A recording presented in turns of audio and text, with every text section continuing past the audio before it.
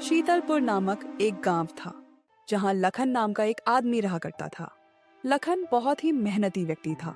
उसे जो भी काम मिलता वो उसे बड़ी लगन के साथ करता और जो पैसे मिलते उसे अपनी पत्नी राधा को ला कर देता।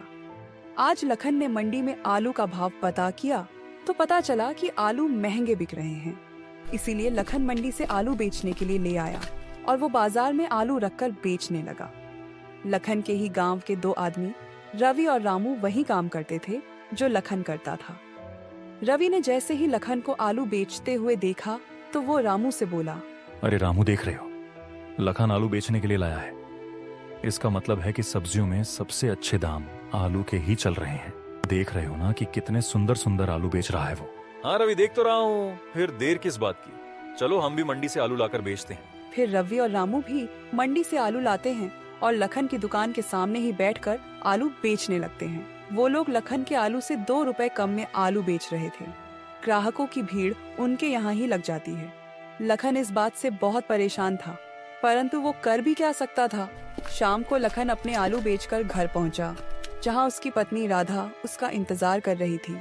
उसे देखते ही राधा बोली, आ गए आप? हाँ राधा, और मुझे बहुत भूख भी लगी है। अरे खाना वाना छोड़ो, पहले ये बताओ कि आज पैसे कितने कमाए हैं तुमने? क्या बताऊं राधा, तुम्हें तो पता है कि रामू और रवि हमेशा वही काम करते हैं जो मैं करता हूँ। आज भी उन्होंने मेरी दुकान के सामने दुकान लगा ली और फिर मैं ज्यादा आलू बेच ही नहीं पाया। ये लो 100 रुपए ही मिले हैं आज आलू बेचकर। तुम्हारा तो रोज का ही बहाना है यह।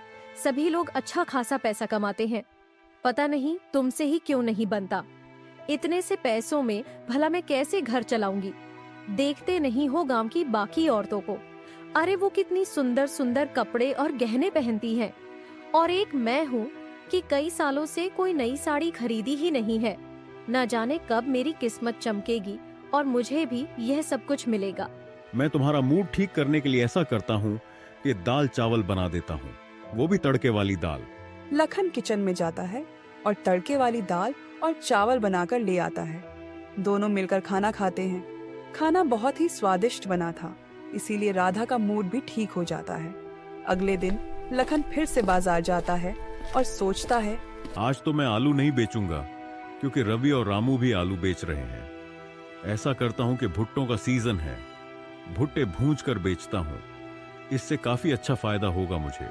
फिर लखन मंडी से कुछ भुट्टे खरीद लाता है और गांव में भुट्टे भूंजकर बेचने लगता है।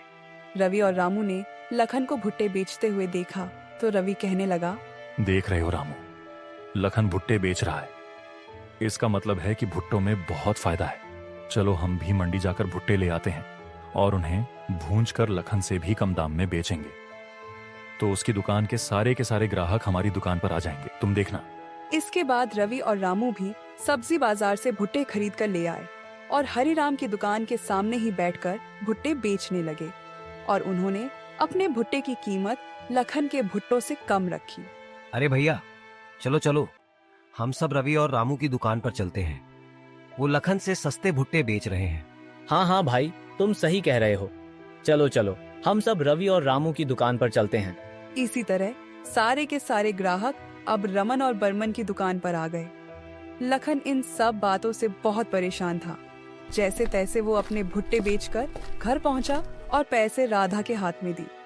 कम पैसे देखकर राधा गुस्सा होकर बोली, आज तुम फिर से इतने कम पैसे लेकर आए हो? मैं तो परेशान हो गई हूँ। कल चाचा चाची घर आने वाले हैं। इतने कम पैसों में घर चलाऊं या मेहमानों को खाना खिलाऊं? मुझे तो कुछ समझ नहीं आता। अरे राधा, इतना गुस्सा क्यों करती हो? लाओ, आज मैं तुम्हारे लिए कोई अच्छी सी सब्जी बना देता हूँ जिसे खाकर तुम्हारा मूड ठीक हो जाए। बस बस, तुम तो रहने ही दो। कोई जरूरत नहीं है मेरा मूड ठीक करने की। कल चाचा चाची आ जाए तो उनके लिए सब्जी बनाना। अगले दिन लखन के मामा मामी उससे मिलने आते हैं। लखन उन्हें देखकर बहुत खुश होता है। मामा जी लखन से कहते हैं, लखन बेटा, बहुत दिनों से तुम्हारी मामी तुमसे मिलने का कह रही थी। बड़ी ही मुश्किल से यह समय निकाल कर आया हूँ मैं। अच्छा किया मामा जी, जो आप मुझसे मिलने चले आए। आप लोग हाथ मुंह धो लीजिए। मैं आपके लिए गर्मा गर्म तड़के वाली दाल और चावल अपने हाथों से बनाता हूँ। मुझे याद है कि मामी जी को मेरे हाथों के बने दाल चावल बहुत पसंद थे। हाँ लखन, तुम सही कहते हो। तुम्हारे हाथों की दाल चावल का स्वाद मैं आज भी नहीं भूली हूँ, और तुम्हारे जैसी तड़के वाली दाल तो कोई बना ही नहीं पाता। लखन अपनी तारीफ अपनी मामी के मुंह से सुनकर बहुत खुश होता है। वो किचन में जाता है और जल्दी से तड़के वाली दाल और चावल बनाकर ले आता है। फिर सभी लोग खाना खाते हैं। खाना खाकर मामा जी कहते हैं, वाह लखन बेटा, तुमने बहुत ही स्वादिष्ट खाना बनाया था। खाना खाकर तो मजा ही आ गया। बेटा मैं तुमसे एक बात कहना चाहता हूँ। हाँ मामा जी बताइए। जब तुम खाना बना रहे थे तो राधा बता रही थी कि रवि और रामू तुमसे बहुत ही कंपटीशन करते हैं। जो तुम काम करते हो वह भी वही काम करने लग जाते हैं, और इस तरह तुम्हारा कोई भी काम अच्छा नहीं चल पाता। हाँ मामा जी, राधा कहती है मैं तो बहुत ही परेशान हूं। समझ नहीं आता कि ऐसा कौन सा काम करूं जिससे कि वह मुझे परेशान न कर पाए। अरे तो इसमें इतना सोचने वाली क्या बात है? तुम्हें अपने हुनर का इस्तेमाल करना चाहिए, जिससे कि वो लोग तो क्या कोई भी तुम्हारी नकल नहीं कर पाएगा। मैं समझा नहीं मामी जी, आप क्या कहना चाहते हैं? लखन, तुम्हारे मामा जी ये कहना चाहते हैं कि तुम बहुत ही अच्छा खाना बनाते हो। तुम अपने इस हुनर का इस्तेमाल अपने काम में क्यों नहीं करते? हाँ लखन, मैं यही कहना चाह रहा था कि तुम तड़के वाली दाल और चावल का ठेला खोल लो और ठेले पर दाल चावल रखकर बेचा करो। हाँ मामा जी, आप सही कहते हैं, लेकिन रवि और रामू भी मेरी नकल जरूर करेंगे। देखो लखन, बचपन से ही तुम्हें खाना बनाने का शौक है, और तुम्हारे हाथों का बना हुआ खाना बड़ा ही स्वादिष्ट होता है। अगर वह तुम्हारी नकल भी करेंगे तो तुम्हारी तरह स्वादिष्ट खाना नहीं बना पाएंगे। हाँ मामा जी, आपने बिल्कुल सही कहा। मैं कल ही दाल चावल का ठेला खोल लेता हूँ। अगले दिन लखन अपने लिए दाल चावल का एक ठेला खोलता है और सीता भी उसमें लखन की पूरी मदद करती है। लखन ठेले पर दाल चावल बनाकर बेचना शुरू करता है। धीरे धीरे उसके ठेले पर ग्राहकों की संख्या बढ़ने लगती है। जब रवि और रामू ने यह देखा तो रवि रामू से बोला, देख रहे हो, लखन ने दाल चावल का ठेला खोल लिया है और कितने सारे ग्राहक हैं उसकी दुकान पर। हाँ भाई रवि, मैं भी देख ही रहा हूँ। तो चलो देर किस बात की, हम भी दाल चावल का ठेला खोल लेते हैं, फिर सारे ग्राहक हमारी दुकान पर आएंगे। और फिर अगले दिन रवि और रामू ने भी दाल चावल का ठेला खोल लिया। उन्होंने अपनी दाल चावल की कीमत लखन के दाल चावल से कम रखी। यह देखकर सारे ग्राहक रवि और रामू के ठेले पर आने लगे, परंतु जल्दी ही ग्राहकों को यह समझ में आने लगा कि रवि और रामू के ठेले के दाल चावल उतने स्वादिष्ट नहीं थे जितने कि लखन के ठेले के। अरे भैया, रवि और रामू के ठेले के दाल चावल उतने स्वादिष्ट नहीं है जितने लखन के ठेले के। हाँ भाई, तुम सही कहते हो। भले ही 2 पैसा महंगा मिले, लेकिन खाना तो स्वादिष्ट होना चाहिए। और वैसे भी लखन के तड़के वाली दाल खाकर मजा ही आ जाता है। चलो चलो, हम लखन के ठेले पर ही जाएंगे। इस तरह अब ज्यादातर ग्राहक लखन के ठेले पर आने लगे और हराम का ठेला अच्छी तरह चलने लगा। कुछ दिनों के बाद लखन अपनी पत्नी से बोला, राधा, मेरे पास कुछ पैसे जमा हो गए हैं। मैं सोच रहा हूं कि तुम्हें सुंदर सुंदर साड़ियां और गहने दिला दूं। हम कल ही बाजार जाएंगे और मैं तुम्हें अपनी जरूरत का सारा सामान दिला दूंगा। नहीं जी, अभी उसकी कोई जरूरत नहीं है। क्यों जरूरत नहीं है? तुम ही तो मुझ पर गुस्सा किया करती थी कि गांव की सभी औरतें गहने और नए कपड़े पहनती हैं और मैं तुम्हें कुछ नहीं दिला पाता। आज जब मैं तुम्हें दिलाने के लिए कह रहा हूं तो तुम मना कर रही हो। अजी, मैं सोच रही थी कि हम अपने दाल चावल के ठेले को थोड़ा बड़ा कर लेते हैं।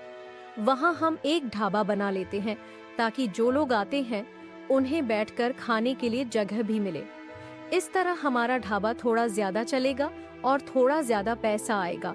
और गहने और कपड़ों का क्या है, वो तो मैं बाद में भी खरीद सकती हूँ। ठीक है राधा, जैसी तुम्हारी मर्जी।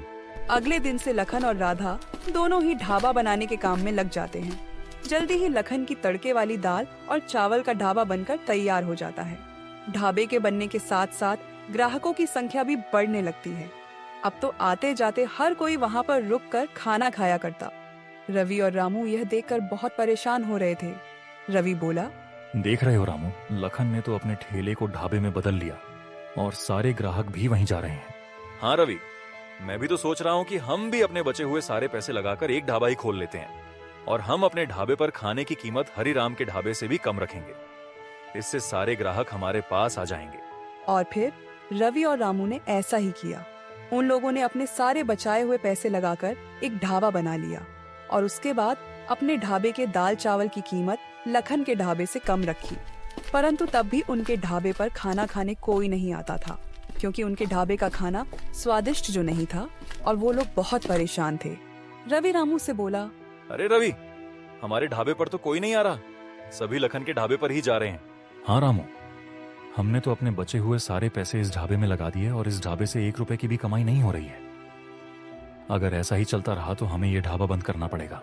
जहाँ एक तरफ रवि और रामू के ढाबे पर कोई नहीं आ रहा था, वहीं दूसरी तरफ लखन के ढाबे पर ग्राहकों की बहुत भीड़ लगी रहती थी। अभी कुछ ही दिन बीते थे कि लखन के पास इतने पैसे आ गए कि उसने अपने ढाबे को और बड़ा कर लिया। अब तो लखन की पत्नी बहुत सारे जेवर और बहुत सुंदर सुंदर साड़ियाँ पहना करती थी, और पैसा आने के साथ साथ लखन ने अपने ढाबे पर लाइटिंग की व्यवस्था भी करवाई और तरह तरह के सुंदर बर्तन भी खरीद ली। लखन का ढाबा अब एक बहुत सुंदर रेस्टोरेंट में बदल चुका था और दूसरी तरफ रवि और रामू का ढाबा बंद हो चुका था। रवि और रामू के पास अपना घर चलाने के लिए भी कोई पैसा नहीं था। एक दिन रवि और रामू लखन के ढाबे पर पहुंच गए और रवि लखन से बोला, लखन भैया, हमें माफ कर दो। हमने हमेशा ही आपसे जलने के चक्कर में आपकी नकल की और आपको परेशान किया, परंतु अब हम समझ चुके हैं कि हम आपकी बराबरी कभी नहीं कर सकते। लखन भैया, आपका ढाबा तो इतना बड़ा हो गया है कि इसमें बहुत सारे नौकरों की जरूरत है। हमें भी नौकरी पर रख लो ताकि हमारे घर का भी खर्चा चल सके। लखन भैया, हमें माफ कर दो। हम दोनों आपसे माफी मांगने आए हैं और हमें माफ करके अपने ढाबे पर नौकरी दे दो। वैसे तुम लोगों ने मुझे परेशान तो बहुत किया है, परंतु अगर मैं भी तुम्हारे साथ वही करूंगा तो तुम में और मुझ में क्या फर्क रह जाएगा। ठीक है, मैंने तुम दोनों को माफ किया। आज से खाना परोसने और ग्राहकों को देखने का काम तुम दोनों संभालना। इस तरह लखन ने रवि और रामू को माफ करके अपने ढाबे पर नौकरी दे दी।